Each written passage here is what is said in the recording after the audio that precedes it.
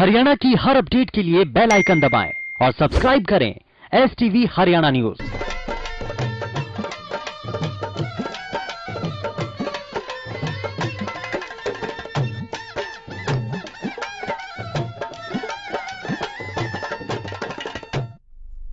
राम राम नमस्कार। आप सब हरियाणा न्यूज देखने लाग रहे हो। मेरा नाम से सोनिया सतानी। आप सारा का घना स्वागत करूं सु हमारे खास हरियाणवी बुलेटिन चौगरदे के हरियाणा में। आज चौगरदे की खबर की शुरुआत करांगे किसाना की खबर की गलियां जहां तक किसान कृषि कानून का लगातार विरोध करने लाग रहे हैं। इस विरोध में विपक्षी नेता भी किसाना का साथ देने लाग रहे हैं।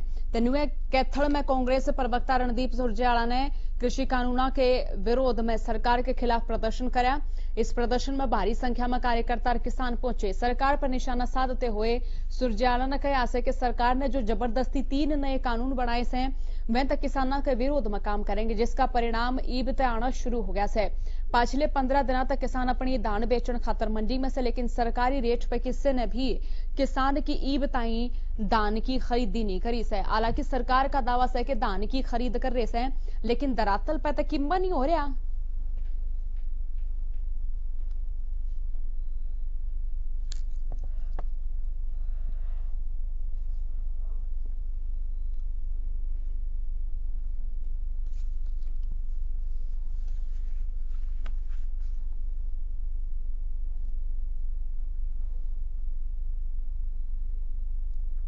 तो प्रदेश के अलग अलग जिला में कांग्रेसी कार्यकर्ता धरना प्रदर्शन करने लाग रहे। सर कहने लाग रहे कि जो कृषि कानून से इनमें या तो सरकार संशोधन करे या फिर इन रद्द कर देवे। तो कृषि कानून के विरोध में कांग्रेस ने रतिया में प्रदर्शन कराया। कांग्रेस कार्यकर्ता ट्रैक्टर पर सवार होकर सरकार के खिलाफ नारेबाजी करने लगे। अरे कृषि कानून ने काला कानून बताया। लोहारू में भी कांग्रेस कार्यकर्ता कृषि कानून का विरोध करते नजर आए। कार्यकर्ताओं का कहना है कि अगर सरकार वाकई में किसानों की हितैषी है तो MSP की गारंटी दे और मंडी व्यवस्था ने बहाल रखने का चौथा विधेयक पारित करावे। गांधी जयंती के मौके पर कांग्रेस ने गोहाना में भी कृषि कानून के खिलाफ प्रदर्शन कराया। तो वहीं तमाम कार्यकर्ताओं ने सांकेतिक धरना देते हुए कानून का विरोध कराया। टोहाना में कांग्रेस कार्यकर्ताओं ने मोदी सरकार तानाशाही सरकार बताई और कृषि कानून का विरोध करते हुए नारेबाजी करी। तेनुने कैथल में भी कांग्रेस के राष्ट्रीय महासचिव रणदीप सुरजेवाला ने शहीदी स्मारक पर किसान बचाओ मजदूर बचाओ का नारा लगाया और सरकार के खिलाफ प्रदर्शन कराया। इस दौरान सैकड़ों की संख्या में कांग्रेस कार्यकर्ता सरकार की ओर से लाए गए कृषि कानूनों का विरोध करते हुए नजर आए। कुरुक्षेत्र में कांग्रेस कार्यकर्ताओं ने प्रदर्शन करते हुए न्यूके आके आज कांग्रेस हरियाणा के 90 विधानसभा क्षेत्र में रोष मार्च कर रही। सर कार्यकर्ताओं ने कांग्रेस के पूर्व अध्यक्ष राहुल गांधी की गिल्या हुई धक्का मुक्की भी निंदनीय बताई से। तस्वीर आपने दिखाने लगे सरतिया की, लोहारू की, गोहाना की, टोहाना की, कैथल की और कुरुक्षेत्र की।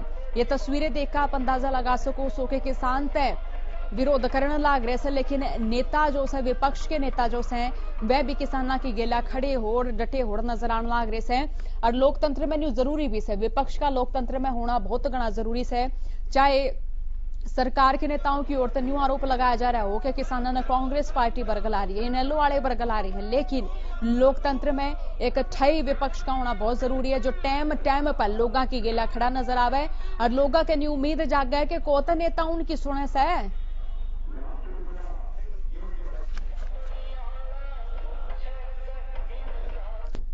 तो कृषि कानूनों के खिलाफ कांग्रेस कार्यकर्ता नेता प्रदर्शन करने लाग रहे से। किसाना की गेलाइब नेता भी सड़का पर उतरने लागे से। इस कड़ी में गांधी जयंती के मौके पर बहादुरगढ़ में कांग्रेस ने कृषि कानूनों के खिलाफ प्रदर्शन कराया। इस दौरान कांग्रेस कार्यकर्ताओं ने कृषि कानून वापस लेने की मांग करी। फरीदाबाद और बल्लभगढ़ में भी कांग्रेस कार्यकर्ताओं ने कृषि कानून के खिलाफ प्रदर्शन कराया। कार्यकर्ताओं का कहना है कि गांधी जयंती के मौके पर आज हम काला दिवस और किसान मजदूर बचाओ दिवस मनाने लाग रहे। कांग्रेसी कार्यकर्ताओं ने आरोप लगाया है कि मोदी सरकार तानाशाही कर रही है जो कतई बर्दाश्त नहीं करी जाएगी।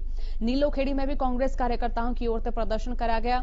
सैकड़ों कांग्रेसी कार्यकर्ताओं ने गोल मार्केट नीलोखेड़ी में धरना दिया और सरकार के खिलाफ नारेबाजी करी। इस दौरान उन्होंने कहा कि केंद्र के निर्णय से छोटा किसान तो मजदूर बन जाएगा।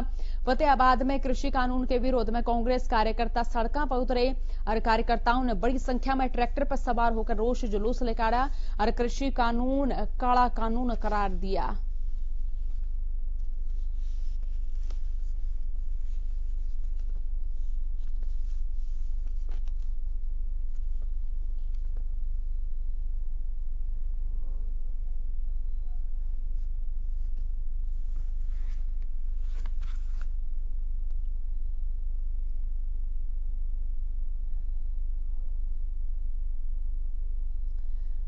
हाथरस में एक बेटी गेला जो होया उसने सुन के उसने देख कर सारा देश सदमे में से और चौगरदन तमाम संगठन उस बच्ची खातर न्याय की मांग करने लाग रहे से।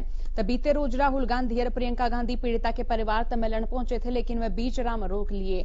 अनिल विज ने यह कोरी राजनीति बताई। उन्होंने कहा कि कृषि कानून के विरोध में कांग्रेस नेता जमीन पे तो उतरे से, लेकिन विपक्षी किसाना के कांधे पर बंदूक धर कर चलाने लाग रहे से, लेकिन किसान उनका सारा खेल समझ गए से।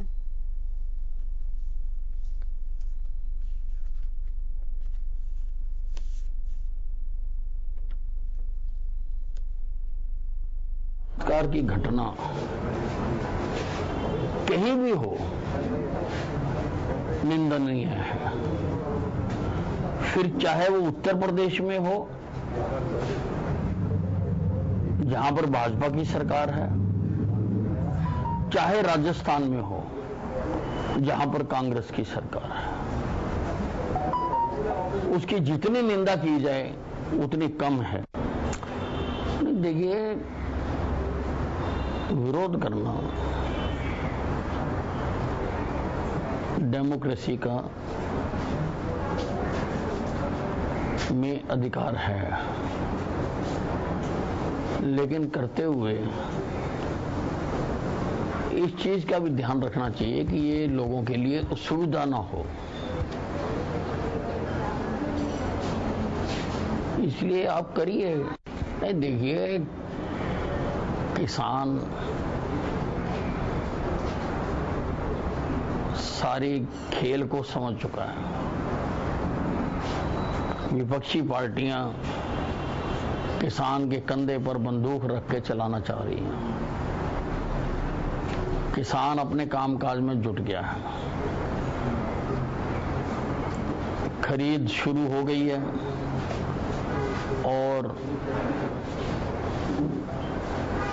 सभी स्थानों पर ठीक ढंग से हो। सरकार ने अपनी पूरी ताकत इसमें लगा दी है। उन्होंने फरीदाबाद में भी एक बच्ची की गिला हैवानियत हुई से। गृह मंत्री अनिल विज ने भी अपना बयान देते हुए कहा है कि उस बच्ची ते जरूर न्याय दिया जाएगा।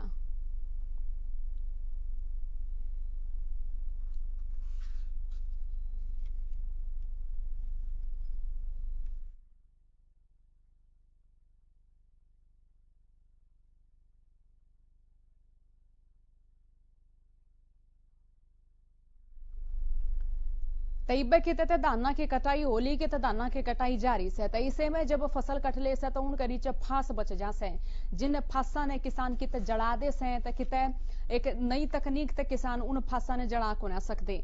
तईब फतेहाबाद के रतिया टोहाना में ये फांस जड़ान का मामला सामने आया है, जिन पराली भी कह दे से। मामले में फतेहाबाद के उपायुक्त ने कार्रवाई करते हुए पटवारी, एडीओ, ग्राम सचिव, सरपंच और नंबरदार ते नोटिस जारी करने के निर्देश दिए। साथ ही मामले में जवाब भी मांगा से।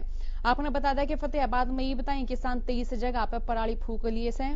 उपायुक्त डॉक्टर नरहरि सिंह ने बताया कि जिले में धान की पराली में आगजनी की रोकथाम खातर ग्राम स्तरीय टीम गठित करी गई है। उपायुक्त ने कहा है कि पटवारी और ग्राम सचिव को निर्देश दे दिए गए कि किसी भी क्षेत्र में आगजनी की घटना हो से तो इसकी सूचना 30 मिनट के भीतर नोडल अधिकारी से दी जा। उन्होंने कहा कि पंचायत विभाग धान की पराली की आगजनी के दुष्प्रभाव और आगजनी करने वाले व्यक्तियों के विरुद्ध एनजीओ द्वारा जारी हिदायतों के अनुसार जरूर कार्रवाई करेगा।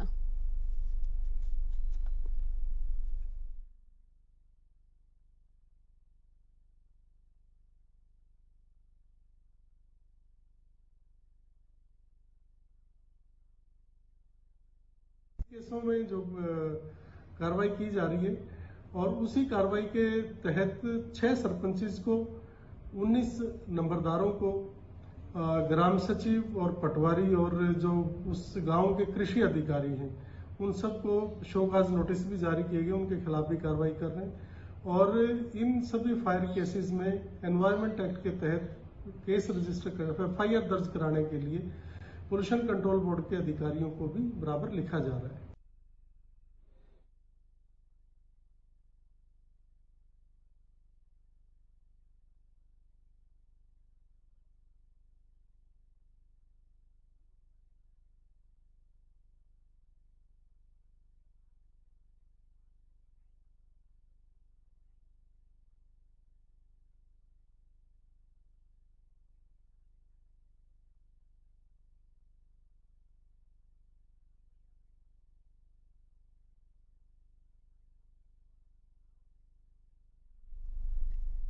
तनुन्ने कोरोना के बीच में जो परीक्षा से वे आयोजित कराना भी एक बड़ी चुनौती हो रहा है सरकार खातर तईब एस्टेट की परीक्षा भी निर्धारित करी गई है।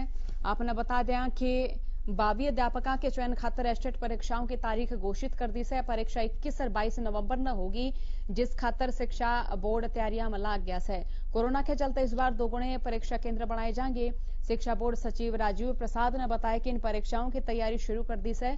कोरोना काल में जो चुनौतियां से उनसे भी निपटना से जाता ही परीक्षा तो पहले सारे परीक्षा केंद्र सैनिटाइज कराए जाएंगे और मास्क अनिवार्य करते हुए कमरे में इस बार 24 की बजाय 12 बालकें बैठाए जाएंगे।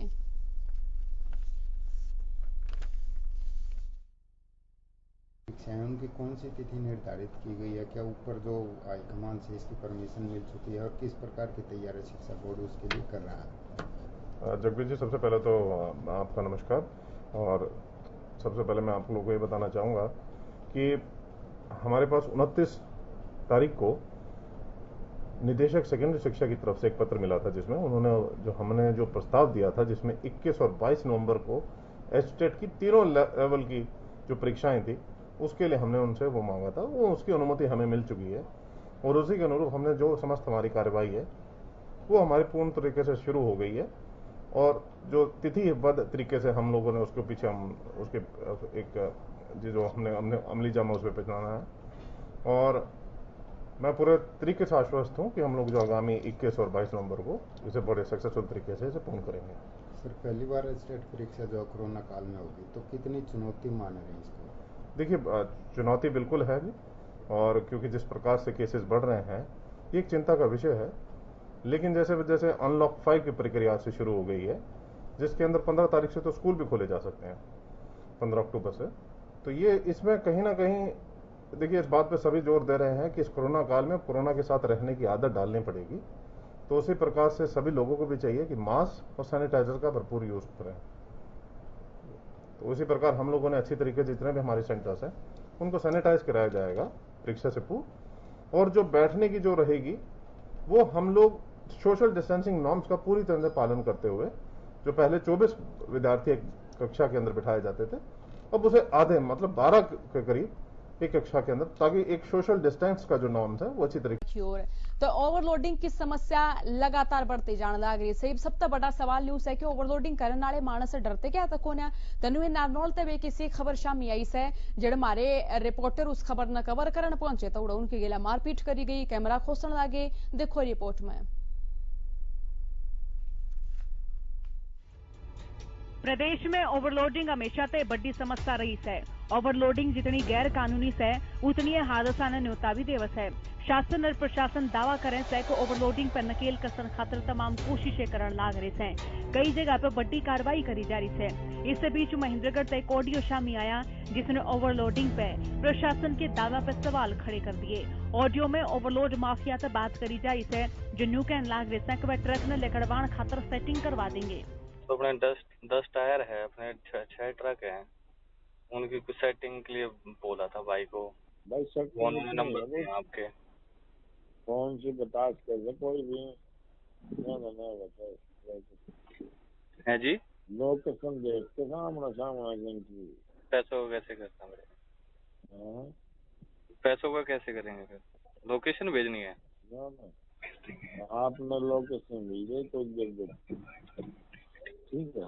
ठीक है, वो भेज देंगे, कोई बात नहीं। पैसे का कितना कैसे क्या करना है? हाँ तो 2000 गाड़ी के लिए और 2-3 लोग। कितने? 2-3 हजार रुपये ली गाड़ी के लिए। 2 या 3? तो फिर उस हिसाब से आगे बात कर लेंगे ना फिर। इस ऑडियो की हरियाणा न्यूज पुष्टि नहीं करता, लेकिन महेंद्रगढ़ में ओवरलोडिंग की हकीकत ने जानने खातर हरियाणा न्यूज की टीम अड़े जरूर पहुंची। सवाड़े के ढाबे पर न सिर्फ दावा की पोल खुलती दिखी, बल्कि हरियाणा न्यूज की टीम पर भी हमला कर दिया। टीम की गेलिया गाली गलौज करी गई। आड़ता ही रिपोर्टर और कैमरामैन से जान से मारने की धमकी भी दे दी। हम एक ढाबे पर पहुंचते हैं। ढाबे पर पहुंचने के बाद के अंदर वहां हम रिकॉर्डिंग करना शुरू करते हैं। रिकॉर्डिंग के बाद के अंदर ढाबा संचालक पहले तो हमसे उल्टा बोलता है, बदतमीजी से बात करता है। इतना ही नहीं, बाद में जब हम रोड पर जाकर उस स्टोरी को कवर करना चाहते हैं तो ढाबा संचालक हमसे जो है आकर के हाथापाई करता है और हम लोगों के साथ में बदतमीजी, गाली गलौज करता है। इवन जान से मारने तक की धमकी हम लोगों को दे दी जाती है। जब ट्रक की तस्वीरें न कैमरा में कैद करे जा रहे थे तो होटल से एक शख्स बाहर लेकर कावस है और कैमरे का हाथ मार कर बंद कर दी है। ये पूरा मामला कैमरे में तक कैद हो गया, जिसके बाद सवाल न्यू उठे है कि आखिर इन ओवरलोड माफिया के हौसले इतने बुलंद क्यों कर हो जाते हैं। अरीब प्रशासन इस पर की कार्रवाई करेगा।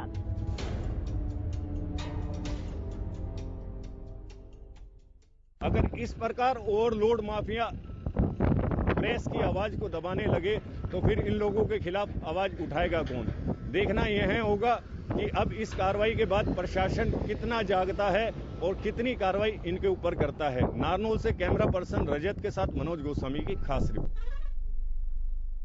तेन खबर कुरुक्षेत्र तक शामी आई से जड़ा एक नकली स्टोर पे इसी दवाई पाई गई है जो कि एक्सपायरी डेट की थी और जो कि नशीली भी पाई है।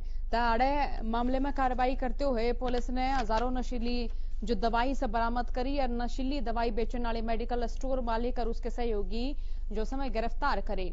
कुरुक्षेत्र पुलिस ने मामले का खुलासा करते हुए बताया कि सदर पुलिस थाने से गुप्त सूचना के आधार पर एक मेडिकल शॉप चलाने वाले किशोर की गिरफ्तारी करी और उसके कब्जे तक 75,000 नशीली गोली बरामद करी। साथ ही पुलिस ने उसका साथी भी गिरफ्तार करा। दोनों के खिलाफ एनडीपीएस एक्ट के तहत मामला दर्ज करके रिमांड पे लिए। बाकी नशे के नेटवर्क की जांच करी जा रही है। एक व्यक्ति जिसका नाम है किशोर, तो वो कहीं नशीली दवाइयाँ लेके आ रहा है और यहाँ लाके वो बेचता था उसको। और उसकी जो है एक केमिस्ट की शॉप थी और इसमें हमारे जो है एसएचओ सदर और उनकी टीम जो है उन्होंने इसको काबू किया मथाना के पास। और उसके पास से ये तकरीबन 15 जो है बॉक्स मिले थे जिसमें 5,000 की ये गोलियाँ थी और तकरीबन टोटल जो है वो 75,000 जो है गोलियाँ नशीली मिली हैं उससे। और इसके साथ ही उस किशोर को तो हमने अरेस्ट कर ही लिया है। इसके साथ ही उसका जहाँ से वो लेके आता है उस बंदे को भी, उसका नाम है सुशील, उसको भी हमने अरेस्ट कर लिया है। और इसमें जो भी आगे लिंक्स में आएंगे उनको भी जल्द से जल्द जो है अरेस्ट किया जाएगा।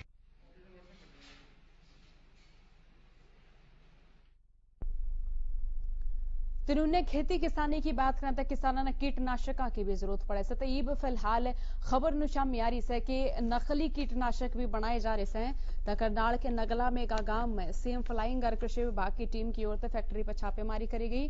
फैक्ट्री से सीएम फ्लाइंग और कृषि विभाग की टीम ने कीटनाशक दवाइयां मिली। इससे जुड़ा हुआ लाइसेंस फैक्ट्री प्रबंधन का दौरा नहीं पाया। कंपनी प्रबंधन का कहना है कि उनका दौरा मार्केटिंग का लाइसेंस है जाता ही सैंपल खातर आड़े दवाइयां दर रही है। फैक्ट्री तो काफी मात्रा में केमिकल भरने वाली बोतलों की गिलिया और भी घना सामान बरामद होया।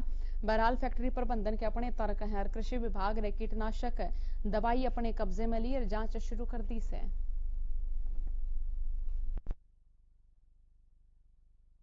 सर, हमने अपनी बात स्पष्ट रूप से रखी है कि हमारा रेवलिन क्रॉप प्रोटेक्शन के नाम से मार्केटिंग का लाइसेंस 2015 से लिया और 2015 से ही रेवलिन क्रॉप प्रोटेक्शन काम कर रही है। Manufacturing by Monsoon agrochemical, marketing by Revlon. और ये हमने अभी फैक्ट्री लगाई है, अभी इसमें कोई प्रोडक्शन एक सिंगल यूनिट की भी नहीं की। बट हमने लाइसेंस ऑनलाइन अप्लाई किया हुआ है गवर्नमेंट के पोर्टल पे। 8 सितंबर को डिप्टी डायरेक्टर एग्रीकल्चर करनाल ने इस फैक्ट्री का मुआयना किया है और लीगल में उन्होंने चेक करके ही रिपोर्ट बनाई है। गुप्त शिकायत मिली थी कि भाई इस जगह पे, इस फैक्ट्री में नकली दवाइयाँ भी तैयार मिल सकती हैं, स्टॉक मिलेगा जो अपने आप तैयार किया जाता है, इसका कोई लाइसेंस नहीं है। तो हमने अपना मालिक को सूचना देकर उसका मोबाइल ट्रेस करके इसको बुलाया। फैक्ट्री पे लॉक लगा होता। इसके आने के बाद ये फैक्ट्री मालिक ने फैक्ट्री खोली, तलाशी ली, लाइसेंस वगैरह पूछा। इसका लाइसेंस, कोई लाइसेंस ये पेश नहीं कर सका। ये जरूर बताया मैंने अप्लाई किया, लेकिन बगैर लाइसेंस के ये चीज़ रखना नियम के हिसाब से गलत है। सीएम फ्लाइंग स्क्वाड के साथ कृषि विभाग की टीम ने यहाँ नंगला मेका गांव के पास जो फैक्ट्री बनी हुई थी उसका मुआयना किया था। मौके पर हमने पाया कि वो एक मैन्युफैक्चरिंग यूनिट है जो पेस्टिसाइड बनाती है, जो भी खेतों में काम यूज होती है। उसमें उसने मौके पर जो नीरज कुमार मिले, उन्होंने बताया कि मैंने मैन्युफैक्चरिंग लाइसेंस का भी अप्लाई किया हुआ है, लेकिन उसका लाइसेंस अभी आया नहीं है। लेकिन मौके पर टीम ने पाया कि उसके पास जो खाली बोतलें हैं जो पेस्टिसाइड पैकिंग के लिए यूज होती है वो मिली हैं और कई रैपर दवाइयों के मिले हैं रेवलिन के नाम से ही। उसका जो हमने मौके पर मिली है उनका सैंपल दे दिया गया है।